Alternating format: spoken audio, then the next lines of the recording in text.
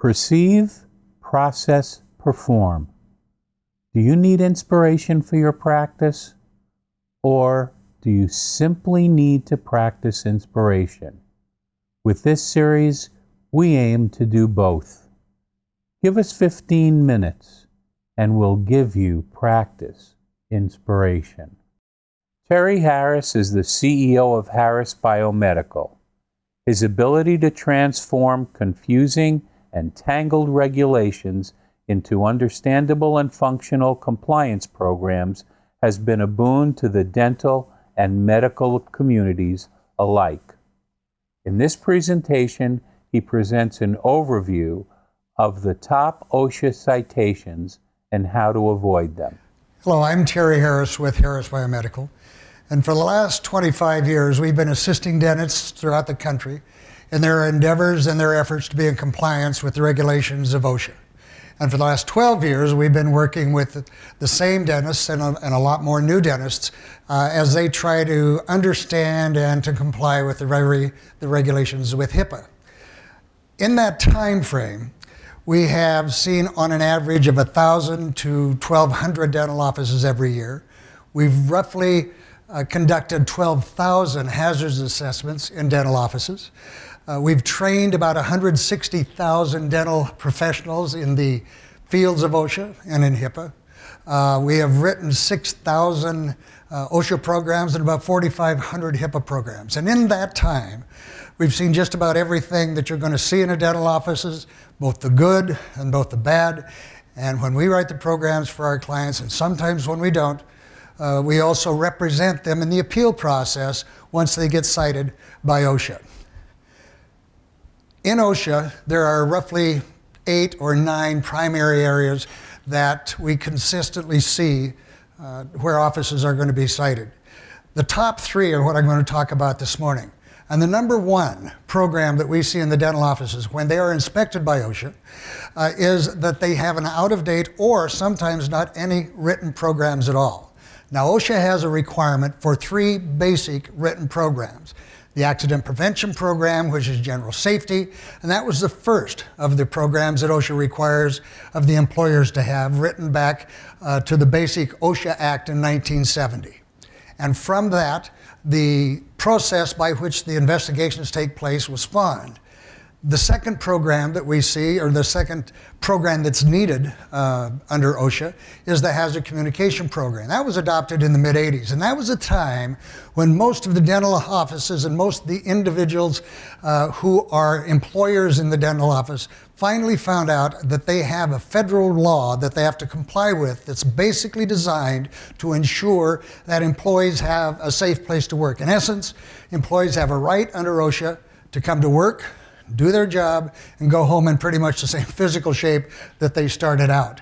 And the Hazard Communication Program was the one that specifically said if those employees work with products that have hazardous chemicals or they work with the hazardous chemicals themselves, they have a right to know what the hazards are, and they have a right to be educated and understand what to do in the event they suffer an exposure incident wherein they might be injured or become ill as a result of using the products that are hazardous to them. And that's a Hazard Communication Program. And just parenthetically, this year, most of the offices and most of the employers around the country are trying to amend their written hazard communication programs to come into compliance with the most recent amendment to the Hazard Communication Program called the GHS, or Globally Harmonized System. Just for your information, you have until June 1 of next year to get your programs in place and your new labels and your new MSDS, which will then be called SDS, or Safety Data Sheets, in place. And then the third program that OSHA has, and this is really where we see the most citations. This is where I think most dental offices realize that we've got to start paying attention to this OSHA stuff. And the bloodborne pathogen standard was the most recent, not counting the GHS amendment, the most recent of the OSHA programs. This is the one that was adopted in 1990, became effective in 1991, and it absolutely changed the face of how most dental offices have to operate.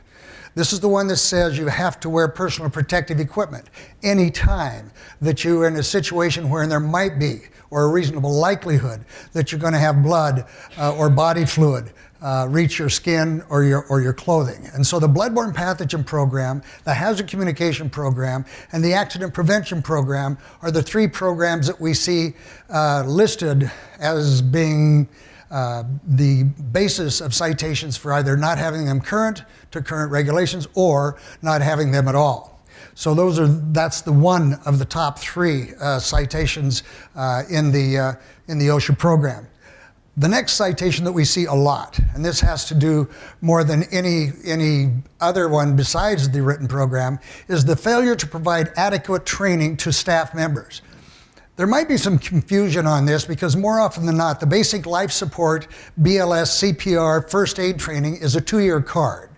But OSHA is a year card. You are supposed to provide training for employees at the time they come to hire so that they'll know how your operation is and how your operation, your dental office, might be different from, say, school where they just got out of or other offices where they worked.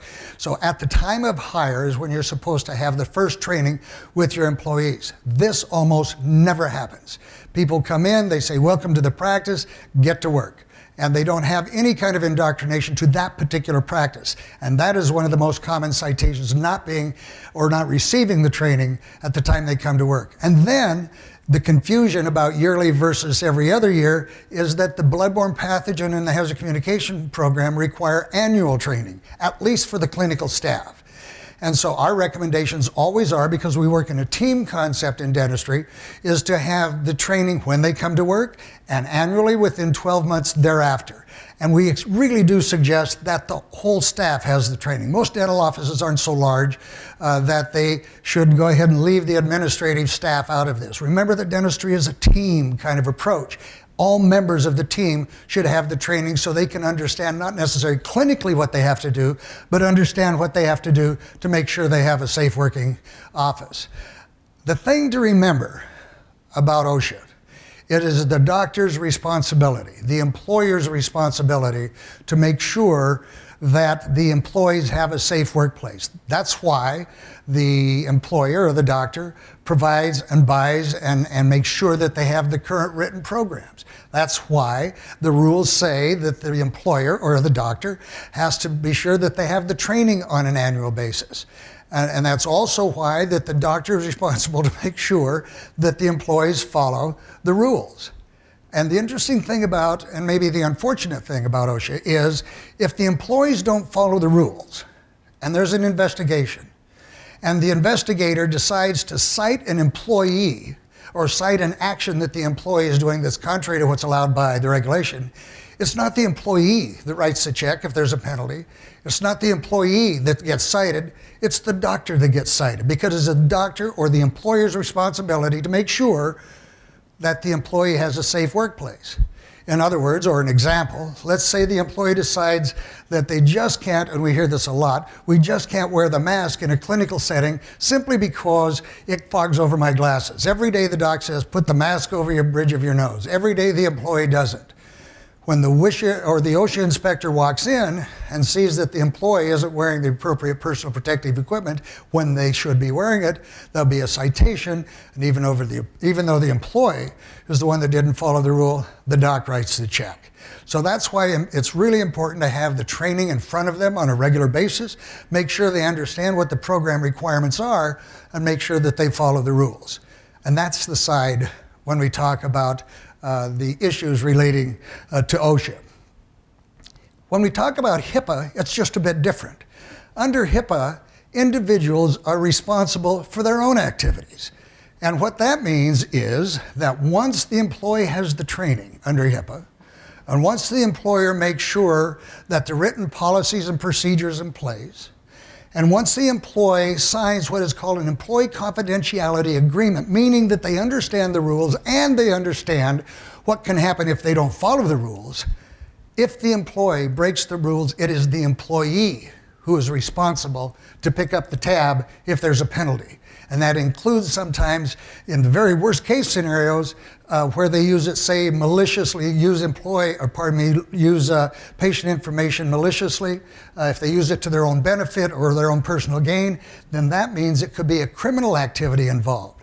So HIPAA has not only civil penalties for not following the basic rules, but criminal penalties for those who violate the rights of the patient to the extent that ultimately, say, it could go to court and they've violated to the rules to the very serious disadvantage of the patient. So when we talk about patient, what are the citations or what are the issues that we see when we go into the offices wherein there might be problems in terms of not being in compliance with the HIPAA regulations? First of all, failure to have the written programs. And this is kind of interesting, at least to us, because HIPAA wasn't adopted all at one time. HIPAA was adopted in 4 separate rules over a period of 10 years. When the HIPAA privacy rule was adopted in 2003, just about every dental office in the country worked hard to and put together their written policies and procedures, and they trained the staff, and HIPAA was on the very tip of their tongue, and they followed the rules and made sure that they didn't violate the rights of the patients. Well, what are the rights of the patients? A right absolutely to assume that when they give you personal information in HIPAA, PHI, or protected health information, they have a right to assume that you're going to use that information only for the treatment or the payment or the operations of your office, and you will not disclose their personal information unless the law allows it or unless they give you written authorization to do so. So when we talk about the various understandings or the citations and the programs, the privacy rule was the one that set the standard. In 2005, the HIPAA security rule was adopted. And when that was adopted, about 40%, 45% of the dentists in the country thought, wow, we already did this back in 2003. So they didn't pay any attention or spend any effort on being in compliance with the HIPAA security rule. They thought they'd already done that. And then in 2009, when the breach notification rule was adopted, they kind of got a tickle that, didn't we kind of do that a while back? And the breach notification rule was the one that set the standards for investigation and set the standards for documenting and investigating and looking into any breach of confidentiality or any breach of patient information. And this is the one that started putting a little muscle in it. And so the dentists around the country said, well, we better take a look at that. And they realized then that they hadn't done the security rule, which basically deals with electronic management of electronic data. And they started paying attention. And by the time they got that going, and that became effective actually in 2010, it was written in 2009. And by the time they finally think we've got it all put together, then last year in 2013, the omnibus rule was adopted. Now what's interesting, they call it the HIPAA's final omnibus rule. I'm not sure that I believe that final is a word that should fit in there, but the fact of the matter is, that's what it's called. Now, by definition, omnibus pretty much means that they bring everything together, and what they did in that is they pretty much filled all the loopholes and the problems that they had seen over the previous 10 years with the privacy and the security and the breach notification rule. They put a little more starch in the requirements of what is called a business associate agreement, and I'll get to that in a second. And they made sure that everybody in the medical and the dental industry understood that now, after 10 years, they also had a much larger role in investigating. They can subpoena records. They can absolutely investigate to the very details of any kind of a breach of confidentiality or any violation of HIPAA. And just so that you understand the hierarchy, it's within the U.S. Department of Health and Human Services, and the educational / enforcement body is the Office for Civil Rights. And if there is a felonious kind of activity involved, then the FBI can be there as well. And so when the omnibus rule was written, like I say, it plugged up the holes, but it absolutely gave the message out to everybody. We're in the field if we have to be, and they will investigate any kind of a violation if it's of significance, and they determine that it's of significance. So now what do we have? A situation where, unlike OSHA, where people have been doing it for a long time and they know what the rules have been, they've got this omnibus rule that tightens up everything of the first 3 rules. So now we have a problem of trying to comply. And that's why you need to have the most current updated language in your programs and in your written programs, and you make darn sure that your staff is educated and trained on the new language. I mentioned a minute ago that one of the problems with not training the staff, and very often when that happens, they don't understand what the language is either. They understand that they're supposed to protect the rules, but they also don't quite understand, when do I do it, and when can I talk to a patient, what can I say, and for that reason, they get a little soft on the application. They walk away from what's required and start employing or using what's comfortable. Under HIPAA, that doesn't work. The rules are very close and very specific. So be sure that you understand, mostly when the people come to work, that you have a program, a HIPAA program in place, and they are expected to follow the rules. The business associate agreement is a contract between the dental office and those business entities to whom the dental office is going to provide protected information.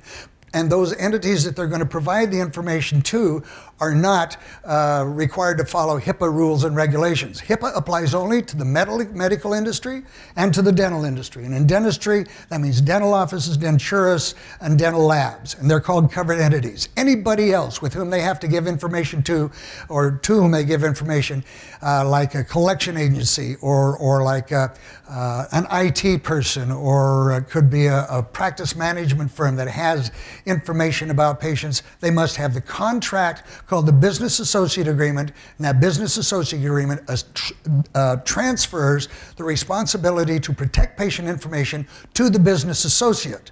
And so if the business associate messes up, that business associate is on the hook, not the covered entity or the dental industry. Make sure your business associate agreements are current, and make sure that they're current to the language of the omnibus bill. So in total, when you talk about OSHA, when you talk about HIPAA, there are two things that are very clear. One is your staff must be trained, and the second is you must have the written policies and procedures in place to make sure that you know what to do to be in compliant, and you know what to do when things fall apart. Thank you, I appreciate it very much. If you have any questions, I'll be glad to ask.